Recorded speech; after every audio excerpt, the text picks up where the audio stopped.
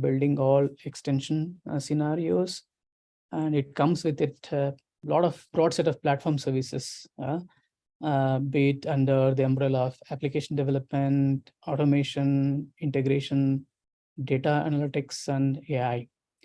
Yeah, so we are going to a little bit today talk about the ProCode tools, as Mukesh introduced us in the beginning.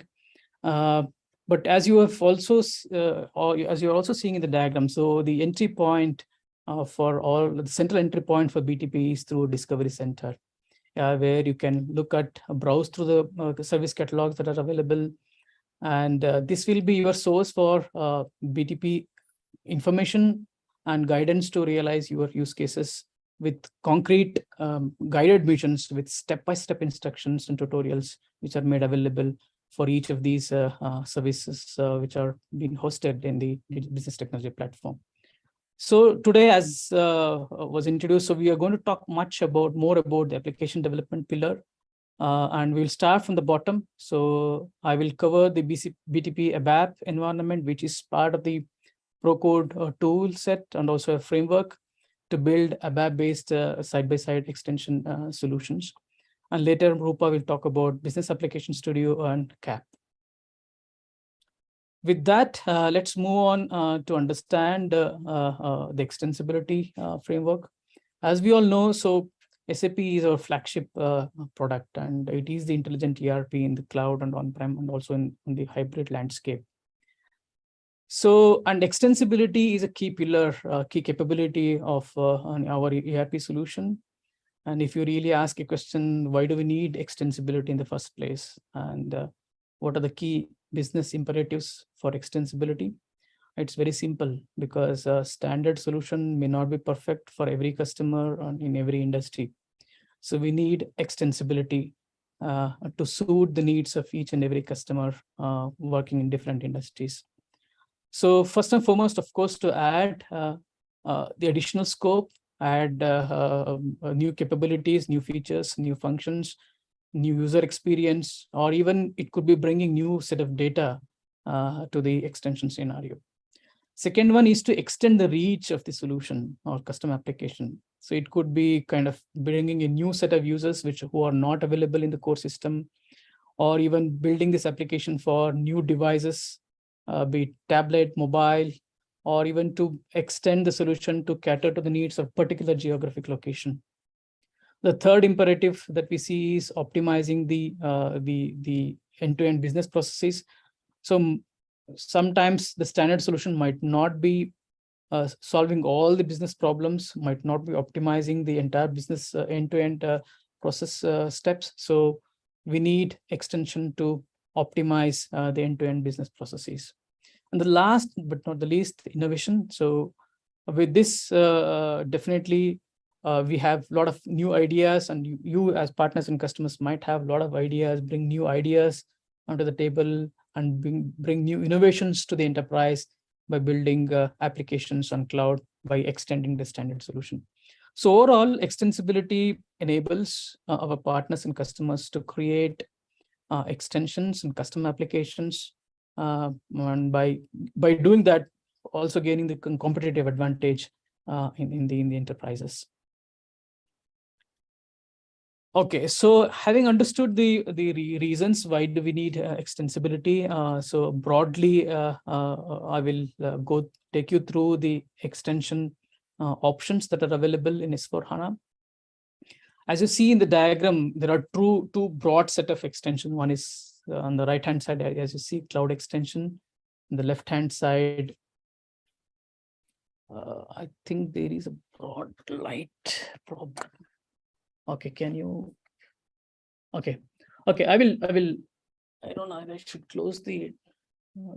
Yeah. Okay. Anyway, so I will talk about the right-hand side. What you see is the cloud extension, which is the focus of this session.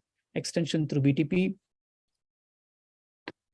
And left-hand side, as you see, is a in-app extension, in-app extensibility option. Yeah. So.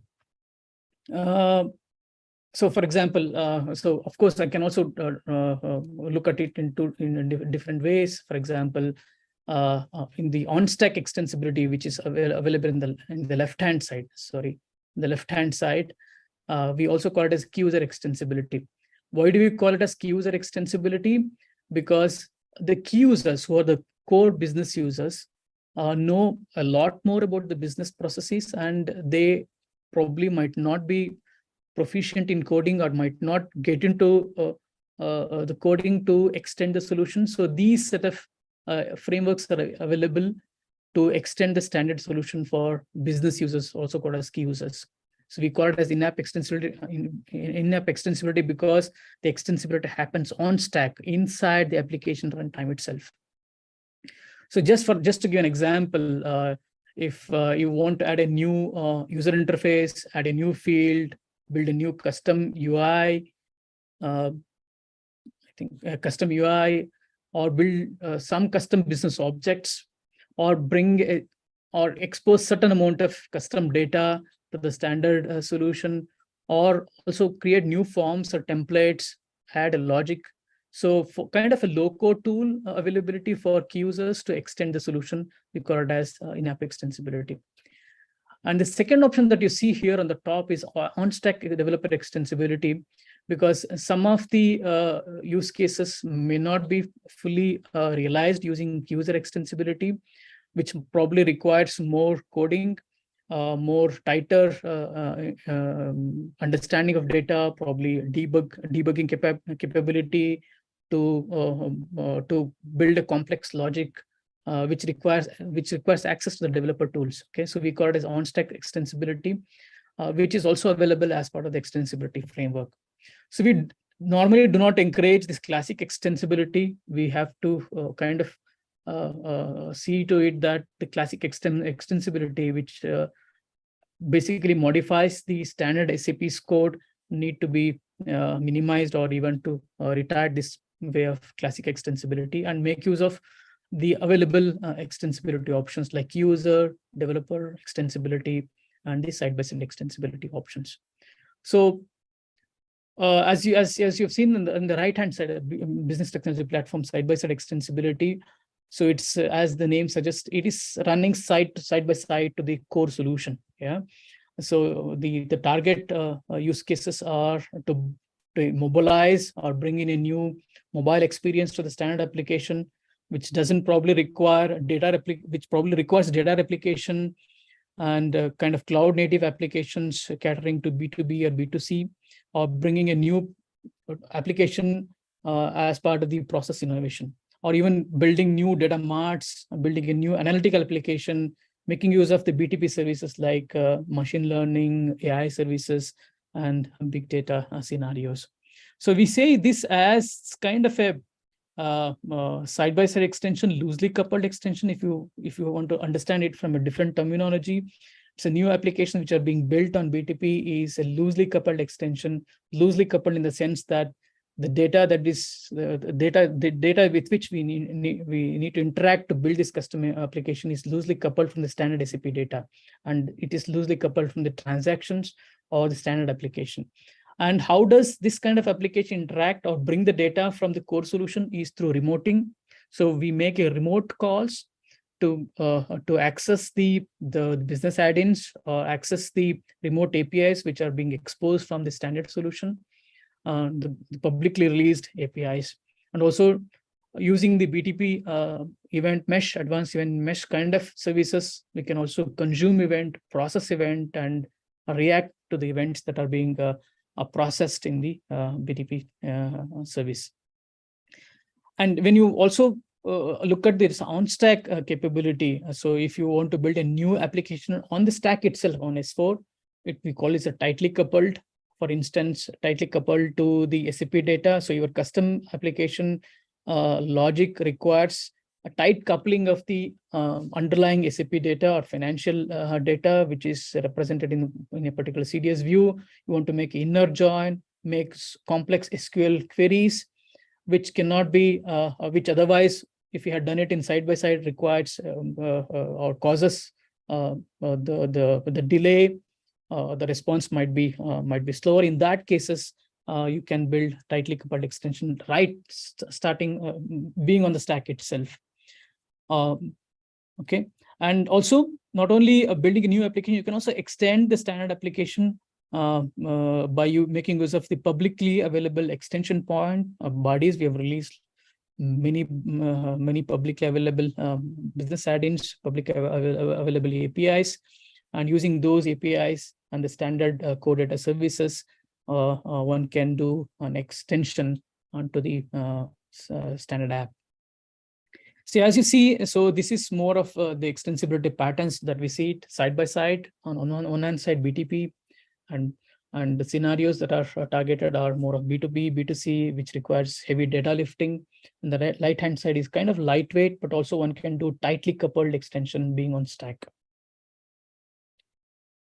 Yeah, so just to give a historical perspective of where it is coming from when it comes to ABAP development, because most of our ecosystem is kind of well versed with the ABAP as a programming language. So all the innovation that you see in BTP when it comes to RAP, RESTful ABAP application programming model, it's the same programming model is also being shipped indirectly to the S/4HANA cloud solution, which is the same platform which powers SAP S/4HANA cloud and also on-prem solutions. And of course, the evolution was from the beginning of starting from ECC business suite, and later on-prem and the cloud solutions. The same code line, the same innovation code line is being used for S/4HANA cloud as well as on-premise to power the frameworks which are optimized to run it in cloud. Yeah. So the summary is, if you learn RESTful ABAP programming pro code tool, you should be able to apply the same thing to do on-stack extensibility and also to do extension in hybrid scenarios as well, using on-prem or the private cloud edition. So one common ABAP platform innovation code line powers these different variants of the solution. And to spend some time in understanding the building blocks or the vital components of the BTP ABAP environment as a service, so this is the instance that you see in the middle of the screen. SAP BTP ABAP environment is the same ABAP basis component or basis or the application server, which is kind of hosted. But it's coming up with a very modernized ABAP or optimized to run efficiently in the cloud. So it comes as a service as part of SAP BTP ABAP environment. It comes with it core data services. It has ABAP language is optimized to run in cloud, because in on-premise there are things which doesn't suit in the cloud. For example, access to the local file system and so on and so forth. Yeah, so this has core data services, cloud optimized ABAP language. It's the same server component, application server, which is running optimized, running in the cloud, optimized version of it. And it has access to the HANA as a database. So I don't know, somehow it is a little bit going. Yeah, the slides. Okay, so with it has it has access to the HANA as an underlying database, the persistence layer. And the access to this service, once you have access to this instance running in the cloud as part of the BTP, so one can provision this service, spin up an ABAP server in the cloud through ABAP, through BTP Cloud Cockpit. And once it is available as part of the BTP service, as a developer, I have to install ABAP development tools based on Eclipse and access the service, access this particular instance running in the cloud, and start building applications on cloud. And the code exchange happens through Git management. Under the hood, we use GCTS, which is the standard and proven transport and change management system, which is very well known in the ABAP landscape. Yeah, so access and is through Git for code management. If you want to transfer code or change or move code from one system to another, is through Git, through, of course, the transport organizer view in Eclipse. And The good thing is, the best part is, the same instance being in ABAP, you can access core BTP services. For example, the destination services, it comes with its own connectivity services, and it can access the services like event mesh, advanced event mesh, and other services like user management, analytics service from SAP, SEC, and IoT services as well. So available as part of the BTP. Yeah. And access to the other systems like S/4HANA Cloud. If you have a cloud system running, you want to pull the data from there using the HTTP service, that can be done. If you want to expose or consume a web API or web service from outside the landscape, that can be done. And if you want to build some extension scenarios involving your core, your ECC system, or even business suite older systems, and want to kind of consolidate multiple systems and want to build an extension pulling data from many different systems, it's possible through the cloud connector here, if you are trying to get the data from the on-prem systems.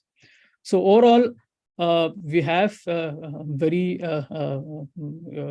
modernized service available as part of BTP, especially for those ABAP developers who want to move from on-prem to the cloud. The platform is ready and one can start building extension scenarios.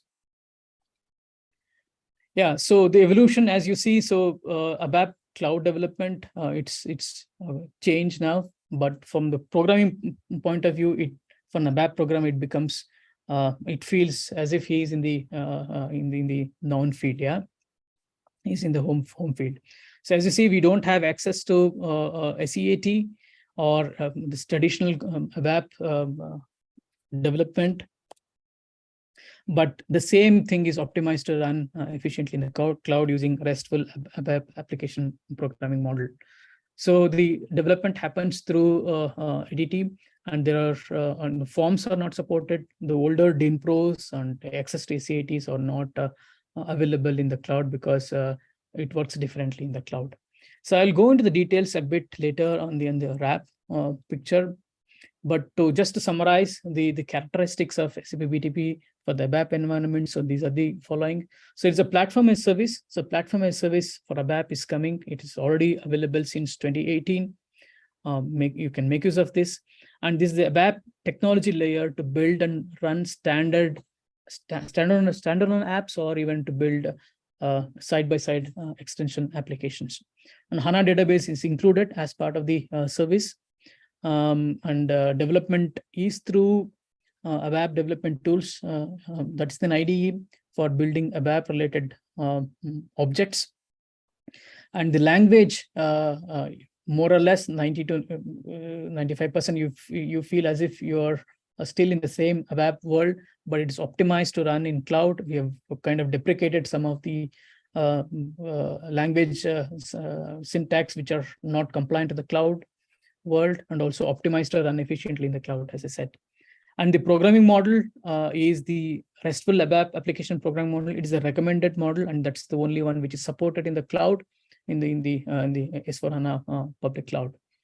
And for UI development, we use SAP Fiori tools, and also there are multiple tools or frameworks available as part of the environment. For example, custom code analysis tool, which is extremely useful to analyze your older code and to make it or make some plans to refactor the code in the ABAP, in the SAP BTP ABAP environment. Yeah, so a custom analysis code analysis app is available as part of the free tier as well, and also you can use the SAP code vulnerability analyzer to understand the hotspot in your landscape.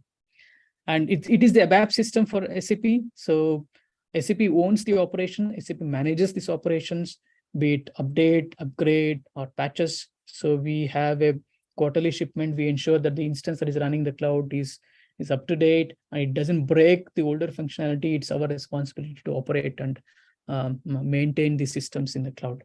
And as a service, it's also available as a shared service and free tier model.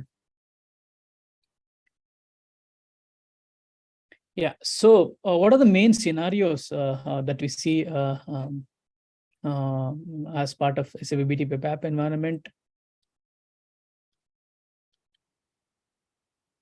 Yeah, so first and foremost for the customers, okay? So for customers, it's to build and develop loosely coupled side-by-side extensions for core applications like S4. Of course, technically, you can also build core the extension scenarios for other applications as well, like Ariba, SuccessFactors, even to the third-party non-SAP applications as well. The whole idea is to keep the core clean and follow our own following our own cycle, because the entire premise is to ensure that the extensions that are being built should not harm or should not disturb the core system. It has to be run in a dedicated system so that your core processes are not altered. And also the extension, when you change something on the extension application, that should also not harm the latest version of the core solution. So that's why it's very important to understand the core tiers and how to do extension using released APIs. And also, if you are targeting a solution to bring in new set of users onto the application, and this is definitely the case for customers to use this kind of option. And also, as I said, other BTP service offers wide range of options to build extension, to make use of AI services, to make use of advanced event mesh kind of thing, and to consume these new technology features. We have seen our customers use SAP BTP Web Environment as a service. And second thing, what is in it for the partners as main scenarios? Of course, the partners earlier who used to build add-ons on to Business Suite or to S4 on-prem, they can really look at this as an option to build a SaaS application, multi-tenant SaaS applications which are running on BTP. The multi-tenancy it runs using the claim-based multi-tenancy to reduce the total cost of ownership for the partners, so that once they build and offer it to multiple customers, but the instance is only one. So the multi-tenant applications are possible for partners to reduce the total cost of ownership and total cost of development as well. And add-on based tools also available to build the applications, the SaaS applications for ABAP developers, for ABAP related projects, and complete application management tool sets are also available for partners to commercialize the solution. And for SAP, it's kind of eat your own dog food kind of thing. We use SAP BTP ABAP environment to run multiple solutions which are commercially available outside as SAP Data Warehouse Cloud, SAP BW Bridge, Marketing Communication for Utilities, MDG Cloud Edition is running on SAP BTP ABAP environment, and many more. And we have seen many customers making use of this solution to build a SaaS application. One such example is Vistex. And here in India, we also have many partners like Innoval who have built their solutions, SaaS solutions on BTP environment, BTP ABAP environment.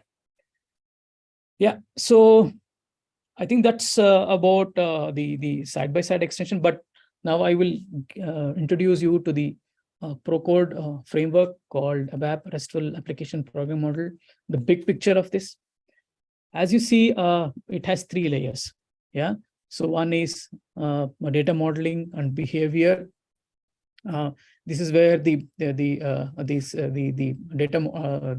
basic entities like core data services are defined, and the behaviors which are part of the core data services are defined here.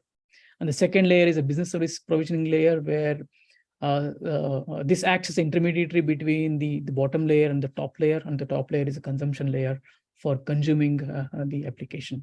So let me walk you through each of these layers.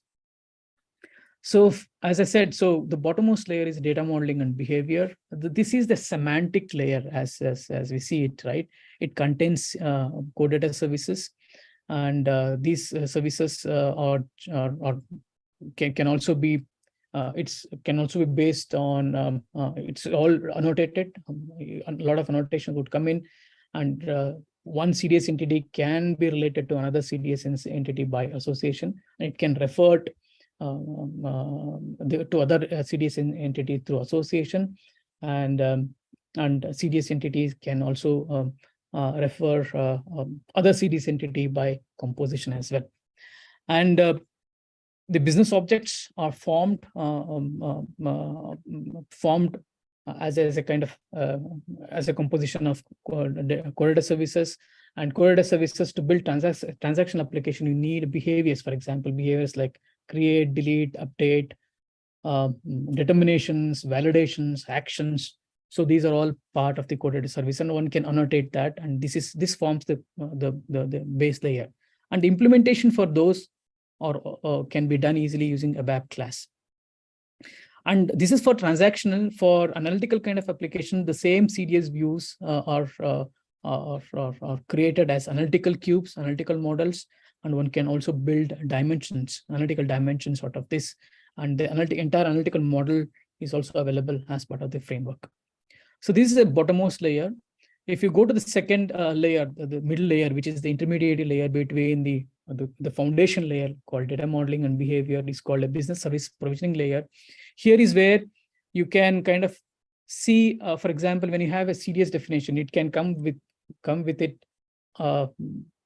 multiple what we call columns, right? You might not be using all the columns for your application development. So you can say, okay, I want to use only a subset of these views. I only need 5 views from this particular CDS view. So I would want to use this.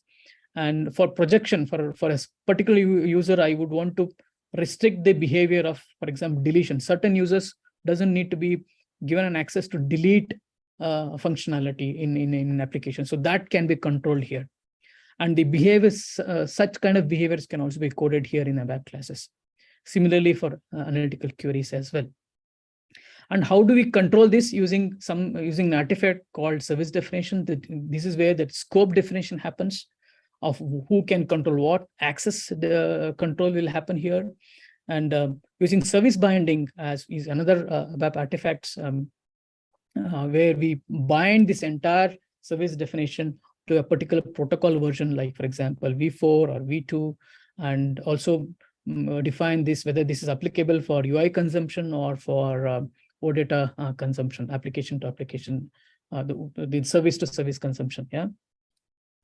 So the good thing is the entire layer, one can do an extension across the layer. So if you have analytical model, base model delivered by SAP, you can extend that. If you have the behavior projection, you can also extend that. You can extend the business object itself by building your own custom BOs. So the topmost layer, as you see, the consumption layer, we can build data integration, consume SQL-based services as well, consume events. You can also build, give the entire service for consumption for events. Yeah.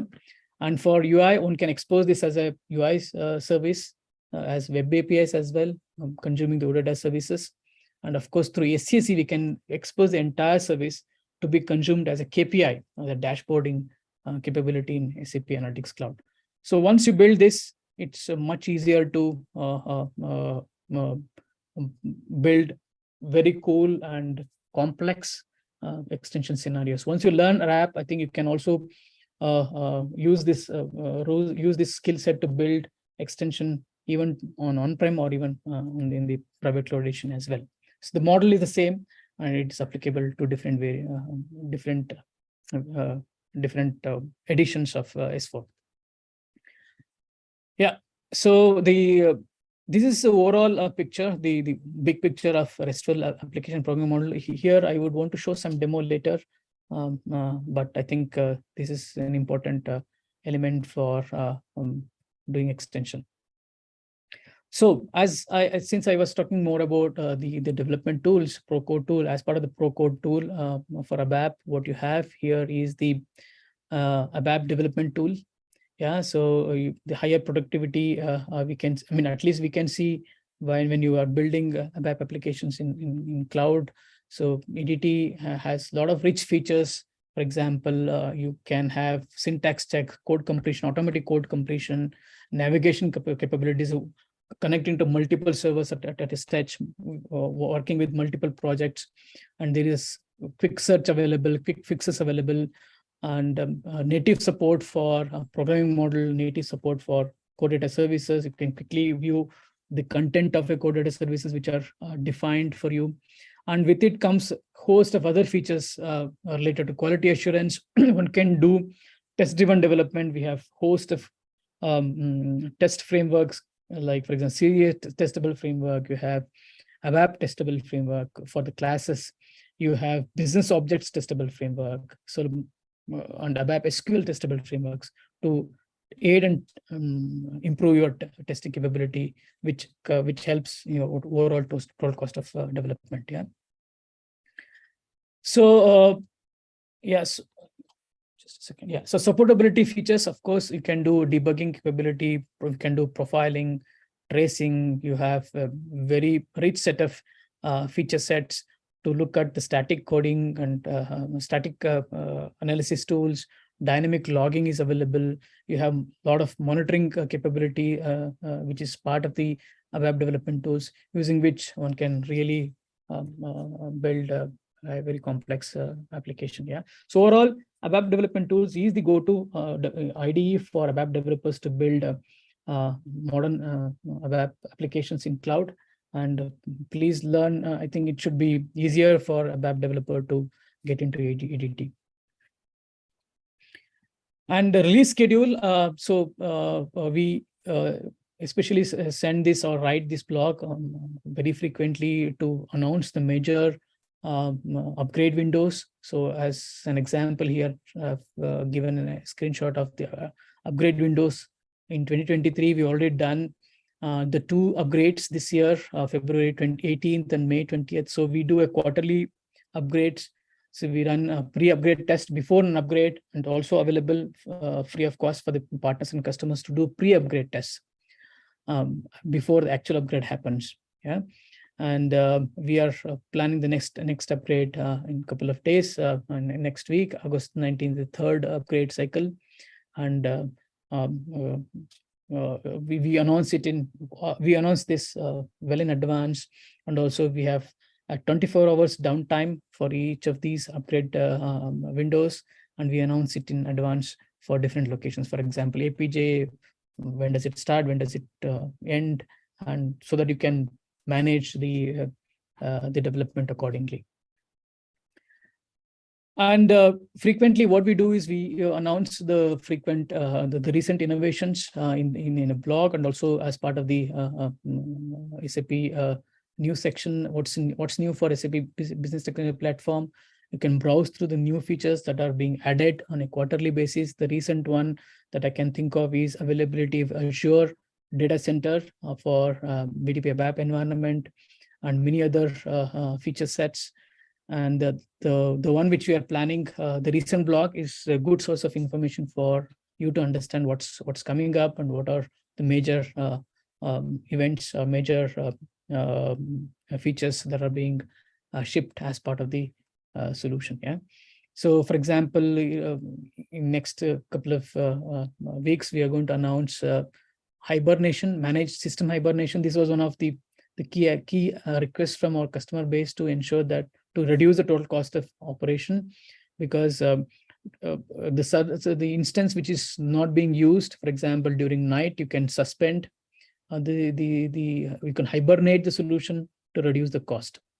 Of course, during the weekend, if you are not using it, you can suspend it, or you can hibernate the solution. And there's a small cost that is associated.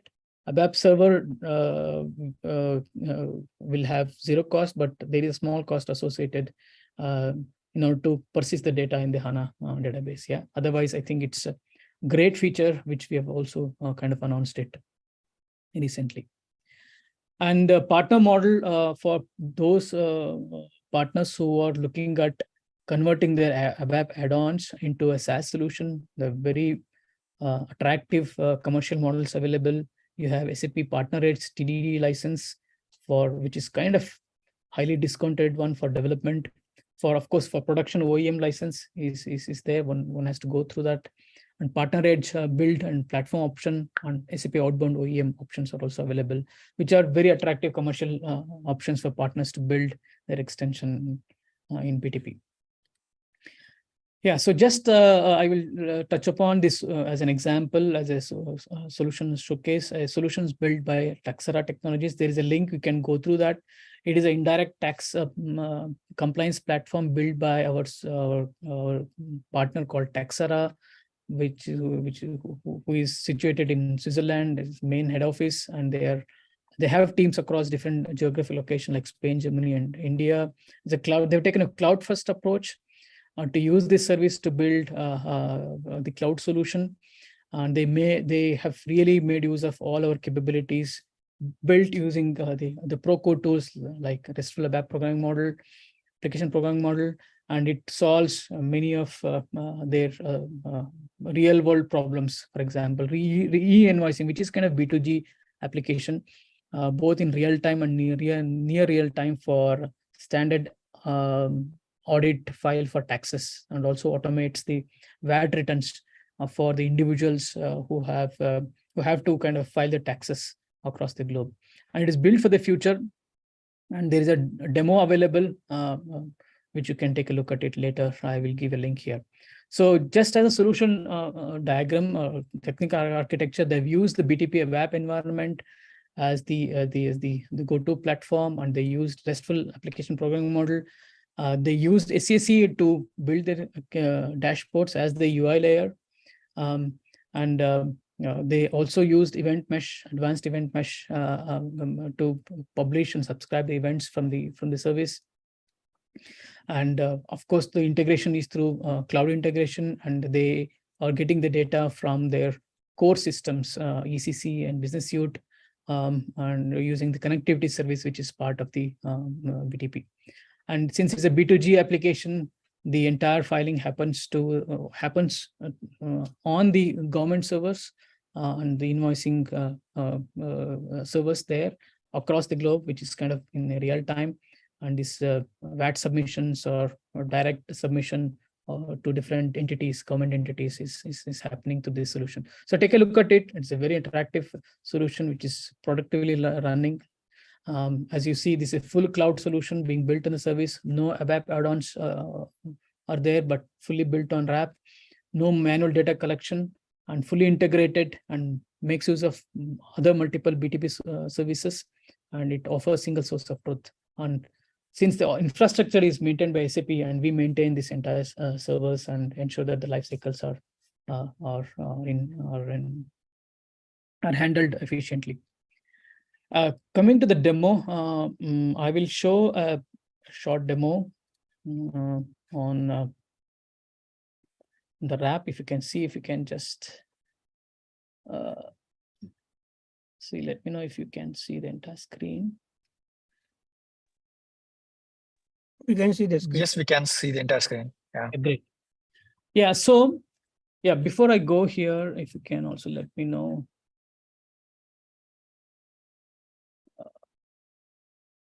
Okay. Yeah.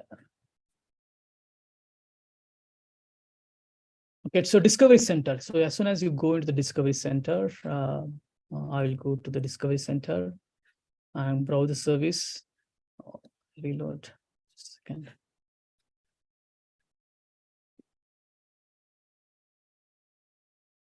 And ABAP environment is the first service that is available for you. So all the details are available or are listed here. Overview of the solution, developing ABAP applications cloud, extending this SAP and non-standard application, utilizing the modern development tools set using ADT, managing the code lifecycle, migrating the custom code, which is very important. The pricing options, of course, for the application, for the runtime memory ABAP runtime application servers, it has to be it comes with the 16 GB blocks, and HANA comes also with 16 GB block. You need one HANA memory, two blocks of ACUs and one block of HCU to run a service. Yeah, and related missions are described here. Getting started, getting the account, building the extension, using the custom analysis tool to analyze the ABAP custom code before you do a migration. And roadmap and customer stories are also kind of linked here as part of the Discovery Center. Once you have subscribed to this, what happens is that you come to this service here, BTP Control Center. I'll log into the cockpit. Once I log into the cockpit, what you see is different global accounts. I go to one of the global accounts, and I see the service marketplace, and I choose the ABAP environment, which is the service which I just described. And there are different service plans available, standard and OEM. I see I would want to use the standard plan. And once I see, okay, this is what I want to do as an administrator, I would provision this as an instance. And say this is a ABAP environment service. And then I say select a plan, standard plan, and then I go and create a service. Once this gets created, since it takes some time, so I've already created a service. So once you create that instance, what happens is that it gives you a service key. And using that service key, I go and create an ABAP cloud project. So here I go and click ABAP cloud project. I use SAP BTP ABAP environment, use a service key. So you will get a service key once you provision it, once you create an instance and use the service key. It's a JSON file. I just copy paste, like for example, and then create a service. So once connect to that instance which is running in the cloud. So I've connected to one such service called YY8. Yeah. I have created my own package. I have a demo package here, and I would want to showcase a short demo of creating the RAP model. So I go and create in this managed scenario and a repository object. I'll go and create a dictionary object, database table. I'll give some name called some travel. So travel data. So I'm creating a travel data.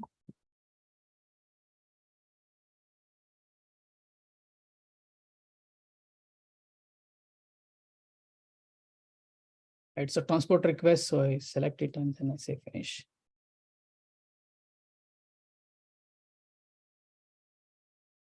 Okay. So this is a database table. What I do is I add some more keys. For example, I add a key called travel ID and agency ID, customer ID, starting and end date, and booking fee, total price, currency code, description, and overall status. Yeah. So and other fields which are required. Yeah. So once this is what I will do as a first step.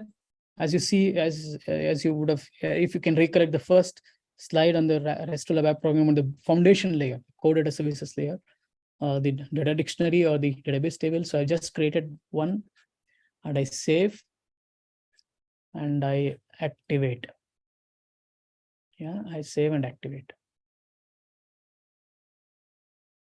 Okay, so there are, I think, change this.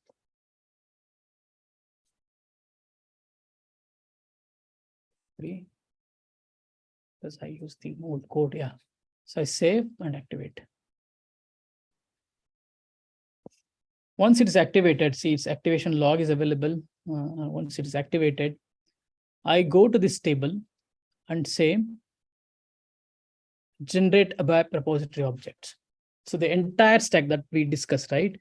So we have the core data services, and that core data service can have an association to another core data service. The navigation is possible through association, and it can be related to another core data services through composition. And you can have the behaviors to this model.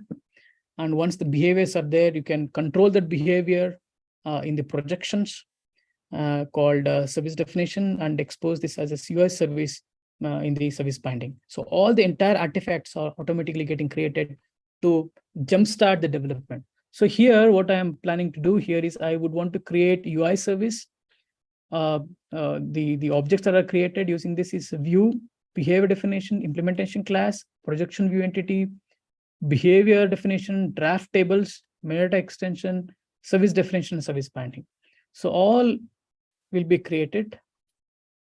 So it will take some time, of course.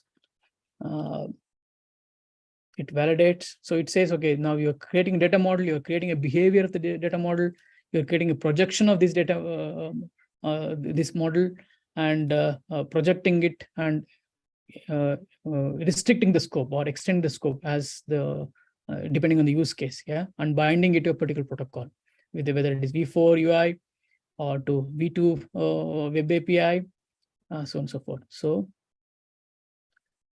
okay, these are repository objects which will get created. Gets locked into a transport request. So it takes time. Let's give it some time because it has to create the entire stack.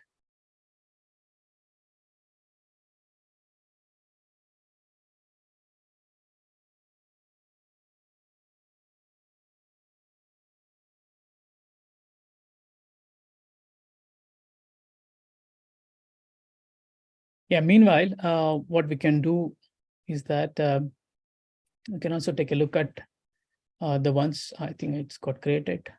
So it has created the model and it has opened up business services provisioning layer called service binding. So this is the service, this is the binding type to UI. So UI can consume this service. On the default authorization, it has attached default authorization for the scoping. And it said, okay, this is service name ZUI travel 03, and the version is 1.0.0, and API state is not released. And the service definition underneath of this service is ZUI travel underscore 0304. This is the generated one, and I publish this service.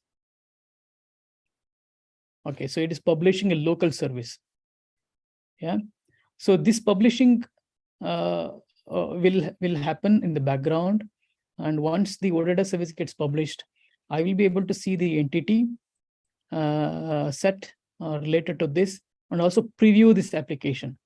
And this application will have the transaction capabilities. The way I explained, the transaction capabilities like create, delete, update capabilities will be available. You can also, using a web class, you can extend and add validations, determinations, and of course actions as well. And one can really quickly preview this as well. So it takes time. By the time it takes, so I will take you through the one which is already kind of published earlier. So once it's published, this is how it looks. You will have a service URL using which you can call a service from the UI layer, and entity set and association is available. So I think it has done that service. Yeah. Okay, I think it's published. Service URL is available, so entity set and association is available. So I'll go and preview this. So if I preview this, what happens is that the entire application, from one database single table, you see the entire application getting automatically generated as a boiler template code for you to do further coding for the coding. Yeah, so I say go. I don't have the data here. I go and create some travel data here. I say create a travel data. So this has an association. Currently, it doesn't have an association, but I can also go ahead and create an association later if I want. So customer ID 5001. I start from today, in date probably 3 days from now. INC currency code is INR. And yeah, I go and create. So as you see, draft table also getting created. So yeah, so now the data is, now you see edit, delete. These are the behaviors to the application. Is already annotated for you to build further actions.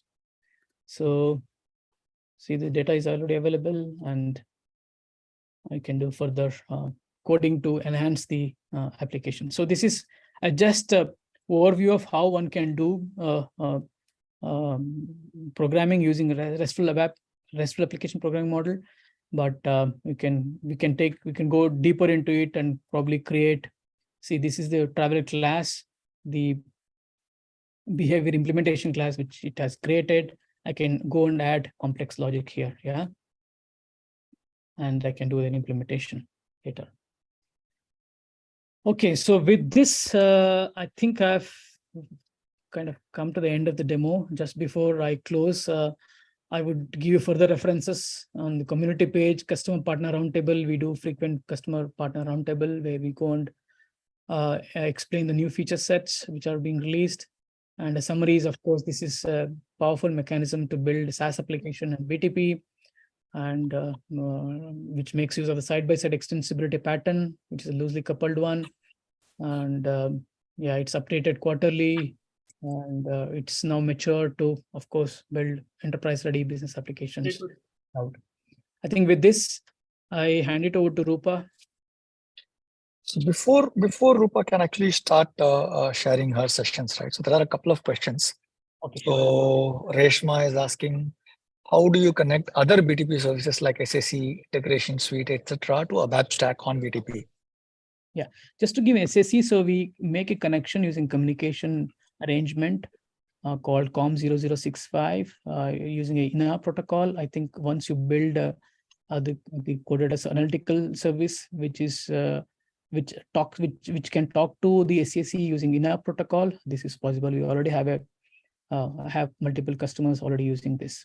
And for other services, of course, you can use it and publish this as a web API the way I explained. In the demo I explained, publishing it to the UI. You can also publish it as an API, as a service. So once the service is published, anybody can outside the application outside the BTP environment can connect through the connectivity services. Yeah. So you have to, of course, create communication system and communication arrangement. Once that is there, it's easier to communicate to other applications.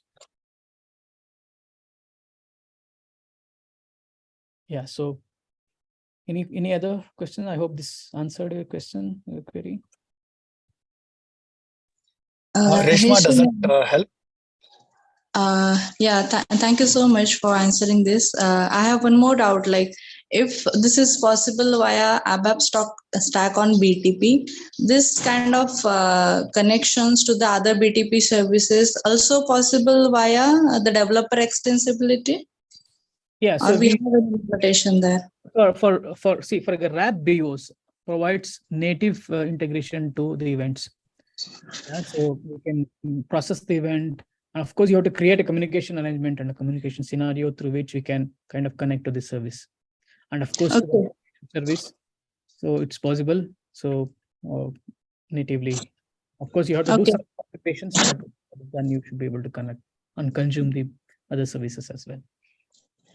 Okay, if this is the case, if both the stacks are providing the same functionalities, then why do we have the two separate instances? Like we have the developer extensibility, also we have the ABAP stack on BTP. So why is there any differentiation in between these two? Yeah, here, see, for example, this is purely for loosely coupled extension scenarios. For on-stack, you need direct access to the underlying SAP data. For that, developer extensibility is there. And for CAP, for example, some of the developers want to build applications on Java, on Node.js. I think that's very well valid. And for that, we have a parallel called Cloud Application Programming Model. For the native ABAP developers, RAP is the go-to framework. Okay, for Java, Node.js, and other non-ABAP, I think you have a parallel, similar framework, similar stack available to build applications and tighter integration to other services, other applications as well. And see, we have seen customers using user extensibility, developer extensibility, side by extension, all three in totality to build a powerful extension. So it's not one versus the other. Every option is complementary to each other. And we have seen our partners and customers making use of these independently to build powerful extension. Yeah. There's a question from Ajay as well.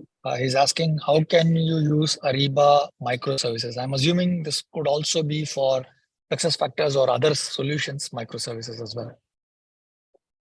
No, you are asking from RAP or is a generic one. So as long as it's available as a web API, technically you can consume that from a RAP. Okay.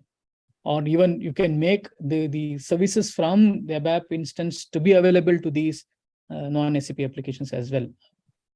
Non-SAP applications and also. Ajay, yeah. Srini, Mukesh, just for completeness, right? I think Srini, if you can give some documentation links in the chat as well, maybe people can also look at it and we can revert it so that we can also complete the gap part of the picture. And Yeah. Rupa can take over. Yeah. Sure. Okay. So I'll start sharing my screen. I hope you can see me and hear me. Yes, please go on. Okay. And please let me know once you're able to see my screen as well. Yes, we can see your screen. Great. Thank you. Okay. So Srini talked about the key user tools and the ABAP Cloud and also RAP and ABAP Cloud. Now, when we come to the world of side-by-side extensibility, we have other models that Srini briefly alluded to. So we have Cloud Application Programming Model, which lets you build applications using Java and JavaScript. And then you can have UI5 and SAP Fiori Elements UIs that can help you build these extensions. So today we will talk about these two models and we'll see how we can easily create extension applications using these in Business Application Studio. We also have citizen-friendly tools, which are covered under the SAP Build portfolio, and this will be covered next week. So please tune in for that as well. Moving on to Cloud Application Programming Model. I'm sure many of you have already heard about it, worked with it. So what is a Cloud Application Programming Model? It lets you build cloud-native applications without really worrying about the underlying execution runtime. So it will give you code that you can write, which is platform agnostic, and essentially it is based on CDS, so core data services. The core data services is a set of languages, tools, and libraries that lets you create your data models and services quickly. And then you have the second part, which is the enterprise services, which is basically your SDKs, your runtime SDKs. So an application that you create with Cloud Application Programming Model can run on Java, it can run on Node.js and also Spring. And then with Cloud Application Programming Model, you can connect to different protocols. So you can connect to Cloud Events, webhooks, REST APIs, OData, Graph, and you can actually deploy on Cloud Foundry or Kima environment, or you can also deploy your extension application on premise. So like Srini was mentioning, these are complementary stacks, and it depends on what you prefer and how you want to make use of these stacks to build your extension applications. So this is this Cloud Application Programming Model is also a very powerful extension model that will let you build extension applications. So on the front end side, you can connect a Cloud Application Programming Model application to UIs, to workflows, to a mobile application, to a low-code, no-code front end. And then you get platform services. So you get multi-tenancy, you get identity and authentication services. So in case you would like to find out more about Cloud Application Programming Model, there is a QR code at the bottom left that you can scan, and this will take you to the official documentation, and of course you can read more about it. Why do we say that you should use Cloud Application Programming Model? Because it lets you start small. You can take whatever minimum you need to start your application, and as the complexity of your application increases, you can keep adding more and more layers. So you could add security related things or scalability or multi-tenancy related things or messaging as you go along. So you can start with a few lines of code, have a fully working application, and then as you move along and as you want to add complexity, you can add these features in. And that is what we call grow as you go model. It is intrinsically cloud native. So whatever you build is built for the cloud and makes sure that you have all the great things that you associate with a cloud native application. And then it is also, we also make sure that we adhere to the enterprise best practices. So we have proven best practices for localization, for data privacy. And when you write an application with cloud application programming model, the focus is on the domain. So you don't have to worry about boilerplate code. You don't have to worry about technology specific code. You can just write code based on the cloud application programming model, and it abstracts all the complexity. So you don't have to worry about changing your code based on the technology stack that you use. Right. So this is a very short introduction to cloud application programming model. Please read more about it if you're interested. You can scan the QR code here. The other part is the UI5 design framework, which is an HTML5 framework. It lets you create cross-platform enterprise-grade applications. It lets you create consistent UX for all your applications in the SAP world and beyond. And you can just create one application once, and what will happen is it will create a responsive app so that your app can fit all form factors. It can be seen on different platforms and devices. There are hundreds of UI elements that you can use, and UI web components actually extends the UI5 paradigm to all web technology stacks. You can make use of this to build very, very powerful extensions to your SAP standard apps without writing any code. And you can efficiently build, test, and deploy these apps very quickly, right? So you can, of course, again, read about this by scanning the QR code. Of course, I'm going a little bit quick because I do want to show you a demo of how we can combine both cloud application programming model and UI5 to build an end-to-end extension, right? So just to give you a taste of what UI5 is, it lets you increase your developer productivity. It lets you maintain UX consistency across all your applications. So you can have a centrally managed user experience. You can have uniform fonts, colors, layouts, all of that. And of course, it is enterprise ready. Yeah. So jumping quickly to SAP Business Application Studio. So if you are building an extension using the cloud application programming model and UI5, the preferred or the recommended environment is SAP Business Application Studio. This is a web-based IDE that is based on Microsoft Code OSS. So when you see Business Application Studio, you will find it very, very close to Visual Studio Code. And we find that developers find it very easy to transition from Visual Studio Code to Business Application Studio because of this similarity. What is very powerful about Business Application Studio is that it is a web-based IDE. So you don't have to, when you want to start building out an application, you don't have to worry about what SDKs you have to install, what connectivity you have to establish. All of that is taken care of by Business Application Studio. We have a concept called a dev space. So suppose you want to build a full stack application with cloud application programming model, you can just spin up a dev space. It will install all the extensions that you would need for a cloud application programming model application, and it will have it ready for you. You can access it via the web, and you can start coding without really worrying about how to install things, how to get your environment ready. So it has a very tight integration with all SAP services and systems, and we continuously invest in it to make sure that you get the best experience in terms of building SAP extensions.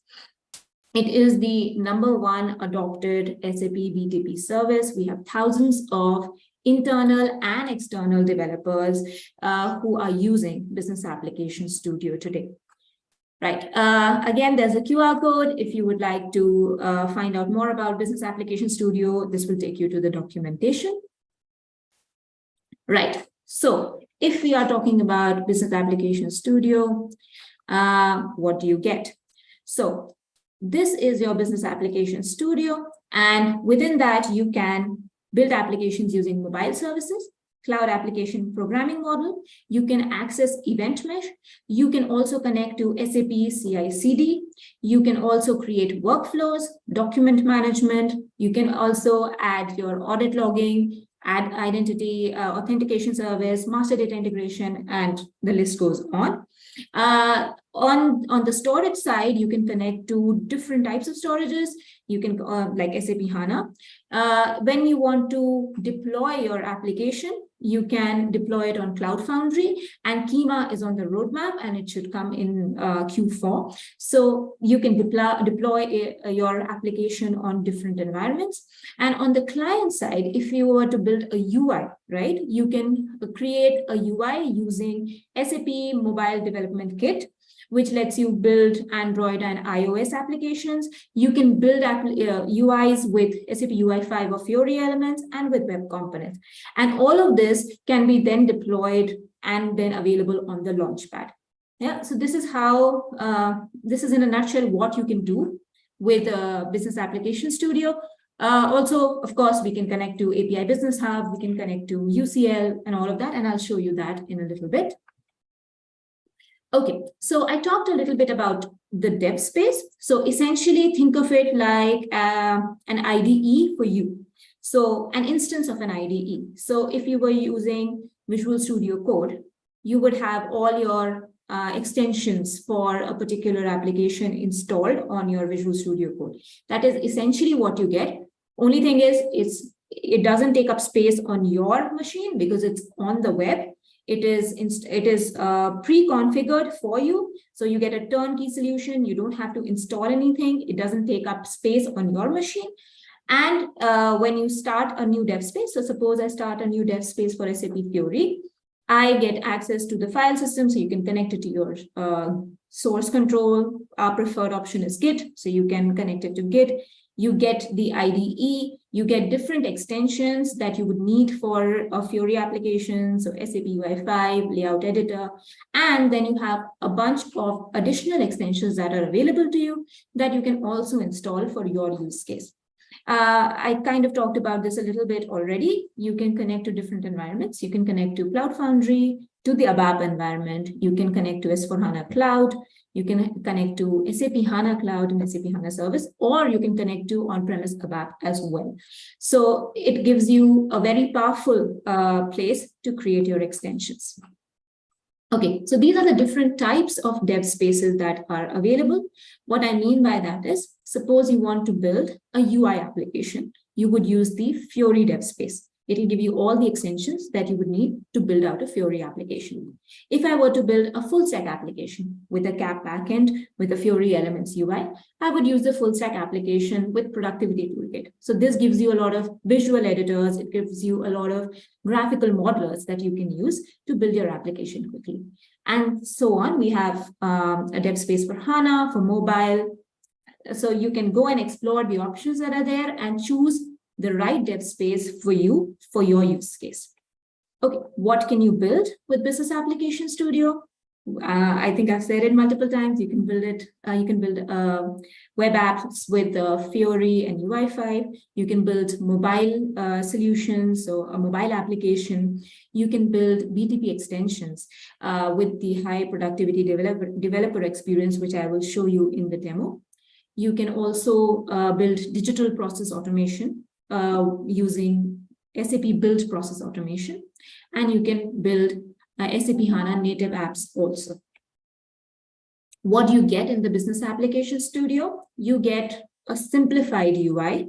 You get a unified project page, which focuses not on the code files, but on how the project is logically structured. So that gives you a semantic view. It lets you visualize the entire project and the different components of the project without really going inside the code files. Of course, if at any point of time you want to stop using the visual modelers and go to the code files, that option is always there. You can always stop not use the visual editors at all and go back to writing code. And with Business Application Studio, we do not add any metadata or bloat code. Everything that we do in the visual modelers, you will see that it generates code files. So it gives you a quick way of starting your application. And then when you see that the complexity is increasing and you would like to have more control, you can immediately move to the code files and start writing code and looking at code. And then, of course, it comes with all the good features of being able to use an IDE, right? You can debug stuff, you can have different pipelines to make sure that you deploy it. You can create your debug configurations, your run configurations, all of that. So we'll see that also in a moment. Okay, so for the demo today, I have this scenario where we will be building out a full stack application. So suppose we have a food delivery platform, which works with several vendors, and each vendor has some risk associated with them. And the risk is calculated based on different things like solvency and other criteria. And then you have a risk manager who is responsible for risk assessment and mitigation. So we'll try to build an application, full stack application on Business Application Studio. The backend will be CAP and the front end would be it would be Fiori Elements. And this is the architecture diagram. So we'll be connecting to S/4HANA to look at business partner data. And then once you deploy it, it gets deployed on Cloud Foundry. It is accessible through WorkZone Standard, which was formerly called Launchpad. And then you can connect to SAP HANA Cloud to store your cloud application programming model entities. Yeah, this is a part of a learning journey. So I will also show you the learning journey so that if you would like, you can continue to, you can actually go to the learning journey and try it out so that you get familiarized with the concepts that I'm going to present to you today. Okay, so going to the Business Application Studio. So this is the Business Application Studio. I have already created a project so that I don't waste time there. And the first thing you get is the storyboard. Here, this is the place from where you can start creating your application. So the first step would be to create a data model. So here in the data models, I can just press, click on this. This opens a graphical view. So let's just give it a minute. Okay, and this is my entity, and I will call it the first entity that I want to create is risks. So, oops, okay, let me call it risks. And then I can just start adding the different properties. So title, and then file. And let's say that's a string for 5, and then description, and then impact, and then criticality. Okay. Okay. So for this, I want it to be an integer, and for criticality also, I want it to be an integer. And that's how you create an entity. So this is the first entity. Let me create one more just to show you. Okay, let's say we call this mitigations, and let's have a few. Oops, just give me a second. Sorry about that. Okay, and then in mitigations, I will create owner, timeline, and description. Again, all can be just, and let's save that.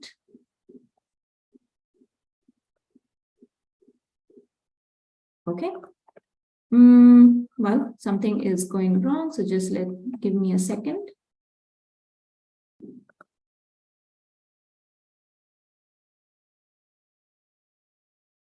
It didn't save. I'm sorry. Let's just try this again. Owner, description, and timeline, and let's make all of it string, and let's just save it. Great. Okay, it works. Now, suppose I want to add certain aspects. So if I want to add these columns, which are created by, I can just click on managed, and this will add these columns to the risks entity. Okay, so let's save that. And then we will move ahead and we will go to do the same thing with mitigations. Okay, let's just go to show details, and then in the aspects, we will again do the same thing. Now, I want to create a relationship between these two entities. Okay, so how do I do that? First of all, I think I have misspelled this, so let me correct that. Okay, right, so okay, yeah, I think this is a little bit better. Okay, so now let's try to create a relationship between these two entities. So this is what I do. And I say it'll be an association, one risk to one mitigation. I am connecting it with mitigations. Great, that's what I want. And then let's do a reverse, a relationship from mitigations to risk.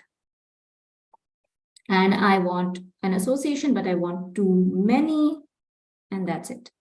Okay, so this may look like, okay, I'm using a graphical modeler, and what happens if this code actually does not, something goes wrong with this code, what happens then? You don't have to worry, because you can go to view and you can go to explorer, and this will show you all the code files. So now I can open schema.cds, and here you see this is the entity that's got created. This is the association that has got created. So now at any point of time, if you feel that you do not want to use this UI, it's absolutely fine. You can just go to your code file and start working here. Yeah, let's go back to the storyboard. Now I want to connect to my S4 business partner, my business partner API from an S4 system, right? To do that, I have this section called external resources. I will click on this, and what will happen is you will see this service center coming up. Now, in this service center, you have the ability to connect to different systems. So you can have all your destinations will show up here. So in my case, I do not have a lot of destinations, so just an ES file. But if you were to connect to your on-prem systems via Cloud Connector, you will get this here. You can also connect to SAP Business Accelerator Hub, which is your sandbox, where you will get all your APIs and all events that are available. So here, if I go to Accelerator Hub, you will see that I have HANA Cloud, I have SuccessFactors, I have customer experience, all of the different systems that are available in the Accelerator Hub. Other things that you can access, if you have API Business Hub Enterprise, you will have access to that also. You will have access to Unified Customer Landscape as well. In the future, we are also going to have an integration with SAP Graph.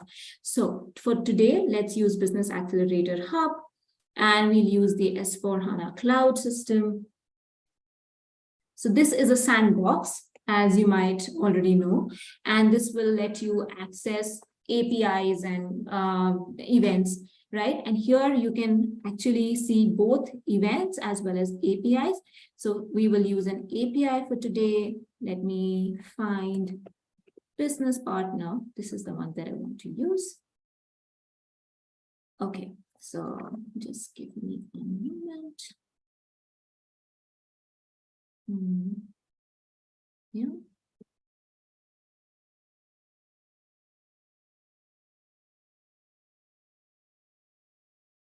Right. So it will just take a moment to connect. Here you go. And here you get the list of entities. So which one do I want? I want business partner.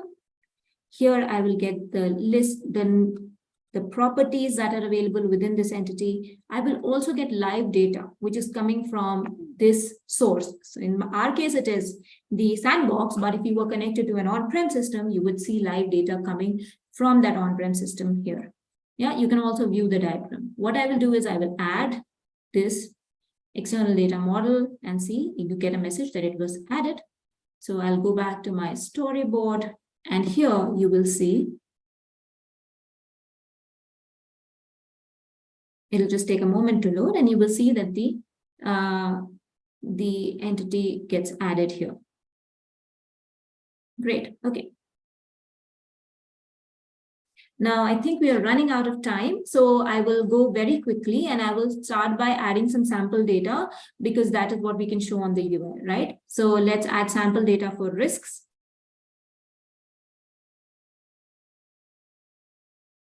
Okay, so here I can either create or I can import. If I create, I will have mock data which can be generated, but let me import it right now.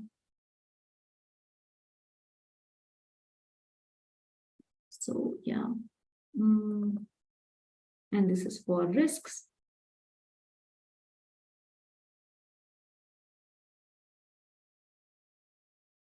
Okay, so you see that my data gets added here.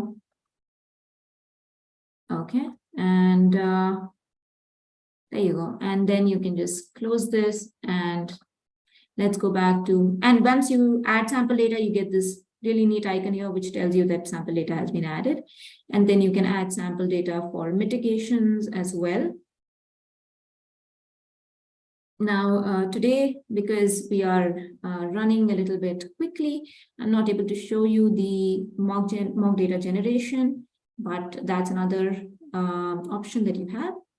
So yeah, and let's save it. And how do you know this is actually getting saved? It's showing across there, right? So you can actually go back to your Explorer and you can actually start looking at data. And there you have the actual CSV files which have got imported. Okay, now without waiting for it to load, there you go. Let's come here and let's now again, okay, one more for business partner as well. So suppose I at this junction, I would not want to access my live data from my on-premise system. I'm just in my testing phase. So I can actually also create data for my business partner entity. Now, even though this is coming from your system, your live system, you can still create mock data just for your testing. So let's say 3 and let's add this. Now see, because I said mock data on, this has already generated some data for me, but let me just make sure that I have the correct kind of data. So just give me a moment. Okay, so let's just change this to 11, this to 202, and the last one to 203. I realize I'm going a bit fast, but you have the learning journey with you and you can make use of it and you can go through this step by step to really understand what we are trying to do here. Yeah.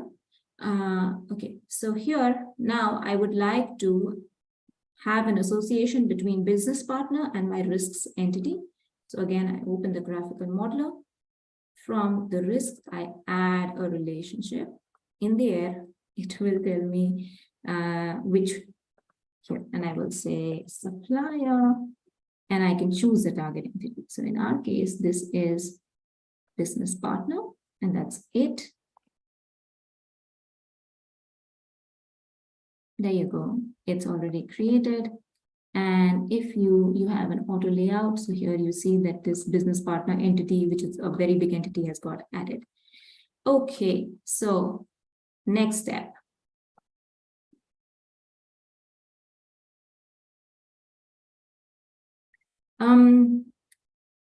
Maybe Manju, Mukesh, how much time can we take?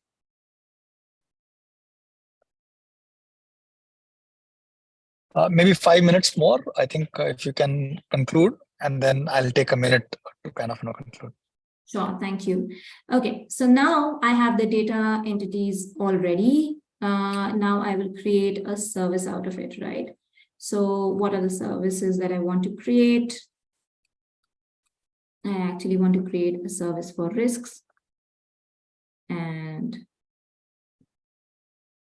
just by clicking this, I will be able to create a CAPS service.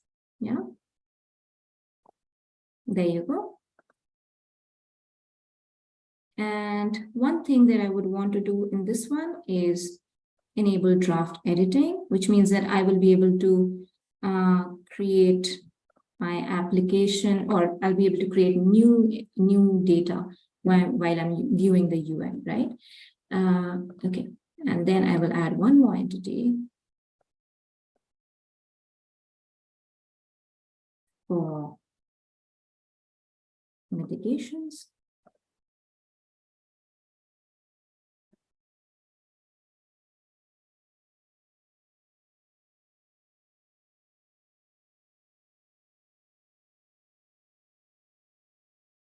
And you see that the association that we had here is carried forward. And let's do one more for our business partner. Yeah. So I'm exposing 3 services here based on my 3 entities that I have, which is risks, mitigations, and business partner, which is coming from my API business accelerator. Yeah. Now this is huge, and I do not want all of this to be exposed to my application. So I can actually remove this and just say business partner name, maybe full name, and there is one called is blocked. And I will just take these 4 properties and create a projection. So essentially, I am limiting the amount of properties that are exposed in this service. All of this, if you have been using cloud application programming model, is familiar to you. This is just an easy graphical way of doing it. I think it's taking more time to explain this than actually creating it. So here you go. Okay, awesome. Now this is done. Let's quickly create a UI application so that we can see everything. Oh, by the way, even now I can try to, I can try to preview this. Yeah. So I will run this. So you see, this is a one-click preview. If you wanted to change your run configurations, you can go here and it will give you different options to, right now it's installing, so it's a little bit slow, but here you can create different configurations. You can either view your application with mock data or with live data coming from your external system. You can connect to different databases. You can actually use access UAA for authentication. So you have different options that you can make use of while testing your application. Yeah, so while it is running, just give me a moment. Okay, so it is trying to load. And because I'm not, okay, great, it loaded on its own, which is great. So here you see I have, just by creating graphically the entity and then creating a service on top of it, I have exposed my OData services. Yeah. So there you go. And now I can't see the top of my screen, so you have to give me a moment, please. Okay, so this is the project preview, and similarly, you have the 2 other applications. Okay, now I can, of course, because this is very similar to VS Code, you can actually put debug points and you can start debugging it and all of that. Quickly, last step, let's create an application. Okay, so risks, and the data source in this case is not this, but food platinum delivery service. And I can create a mobile service or a Fiori application. And I have different options here. This is a Fiori elements list report page. Again, if you have been using Fiori elements, you are familiar with this. Main entity is risks, and finish.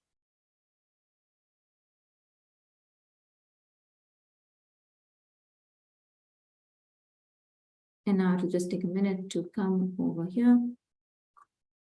And let me just get rid of this. Okay, so while we are doing that, here is the whole learning journey, which will let you not only create this application, but also try out your CI/CD, and you can actually start working, you can, your deployment part, your saving to Git part, all of it, your CI/CD, all of it is covered in this learning journey. So you can make use of this, and you can try out the features here. And of course, you also have the Discovery Center, and in the Discovery Center, you have different services. So you have Business Application Studio, and within that, like Srini explained as well, you have pricing, roadmap, and you have related missions. So you can go to the related missions and try out some of these to get more idea about Cloud Application Programming Model, Fiori, how to use Business Application Studio to create it. Okay, so my page map is opened, and I just want to show you very quickly the UI. So I'm just going to do one little configuration, and that's it. Yeah. So these are my columns which are coming from the entity, but I want to add a column which is not coming from my main entity, but coming from, say here. So I can choose the entities which are coming from other places, like your other entities, right? And I will add those here.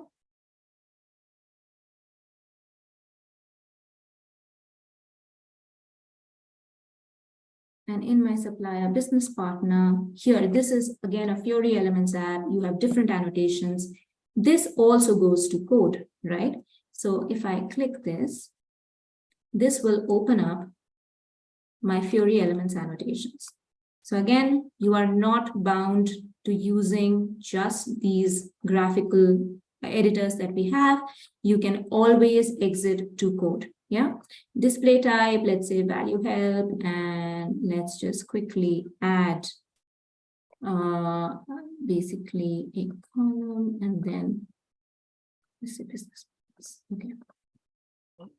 I think we are already 10 minutes over, so we'll have to quickly close. Yeah, I'll finish just this out, please. And then we'll close. Yeah, is that okay? Yeah, okay. Okay, so we are done. And now that the application is also created, let's go back and preview the application.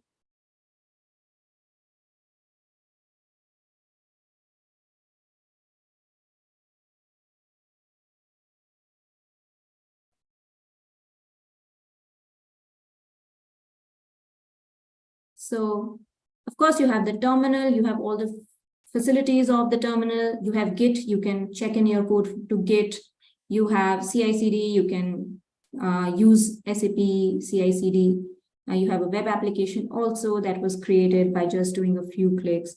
You can go in, you have a Fiori Elements page, and hopefully you also have value help, which is what I want to show you. So here you have mock data coming in, and you can edit it. And in my supplier business partner, hopefully, yeah, so I'm getting my value help, which is great, right? This is what I wanted to do, and I can save this very quickly. This was how you could create an S4 extension application. You can, of course, scan this QR code to get to the learning journey where you can understand everything in detail. Yeah. So I think, and then I have some links as well, which I will share. And for partners, we have TDD licenses. For customers, we have consumption and subscription-based pricing. So you can go to the Discovery Center and you can find out more if you are, if you want to make use of Business Application Studio. And at the very end, these are our email IDs. So you can write to both Srini and me for your questions, and we will be happy to answer your questions. Yeah, over to you, Mukesh. Thank you so much for taking us through. I'm sorry that we've had to go about 12 minutes over the time that we had, about 10 minutes. Last but not the least, on the chat, I did share 2 links. One is a link to a PowerPoint slide, which is the template in which we want you to submit your business challenge that you would like to address using BTP. And the other link is the place where you can actually upload the slide once you have filled in.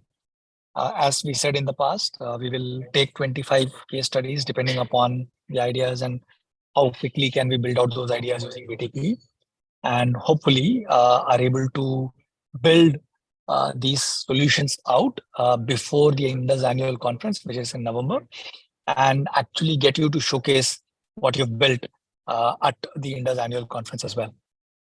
So at any point in time, if you have any questions, please let us know. The recordings, Jaisimha, will be available on the INDUS online platform. I did send a reminder to all the people who registered for this platform just a little earlier today, just when we started this session. So you should have an email in your inbox which says that, please join the BTP ambassadors community. Click on that and you will join the platform. The previous recordings are available as well. This recording will go there as well. The slides will go there as well. And also that becomes the platform for you to kind of, exchange questions, comments with your peers as well as with SAP experts. If you have not received the invite, just write an email to this email ID that I have put on the chat, and I will reinitiate the invite. The only thing is that the invite will go to your official account, official email ID. So you'll have to send me your the email from your official email ID and not from your Gmail or Yahoo ID. With that, thank you everyone for your patience and staying through the session. I hope it was helpful, useful. Until next Friday, when we meet again for low code, no code solutions, this is us signing off. Thank you so much.